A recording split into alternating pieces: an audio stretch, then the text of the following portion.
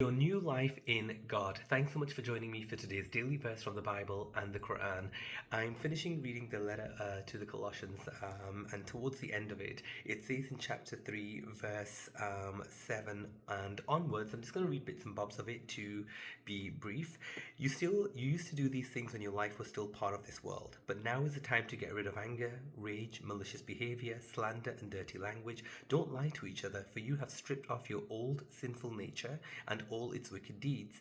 Put on your new nature and be renewed as you learn to know your Creator and become like Him.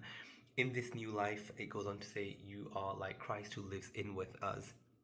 I want to couple that with the Quran as well. And again, I'm not going to read all of it from chapter 25 towards the chapter 25 verse 63 towards the end.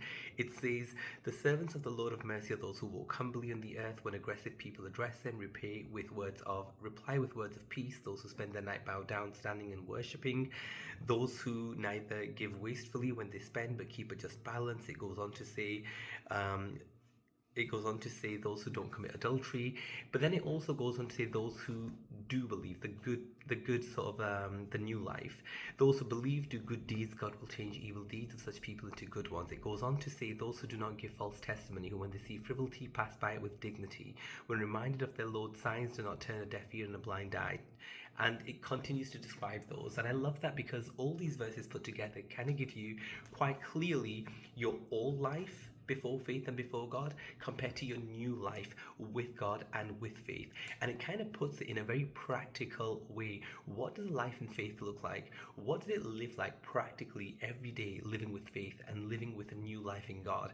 This is what it used to look like, your life without, but this is what it looks like now. I really do encourage yourself and myself to kind of see how we fare up with these verses. How do we compare to these verses? Do we exhibit these qualities?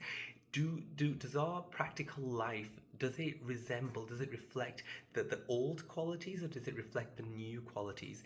Don't be hard on yourself. It's not going to be a perfect thing where you're going to be perfect. It's an immediate change, but it's a process, as it says, from your old life to the new life. It's a process, but I do encourage you to kind of see how much more we can try to reflect our lives to match the new life in God. So that when people see us and meet us, it can be like, there's something different about you. There's something different about your qualities, the behaviors that you exhibit. You're not like other people, and that's because it's our new life in faith, our new life in God.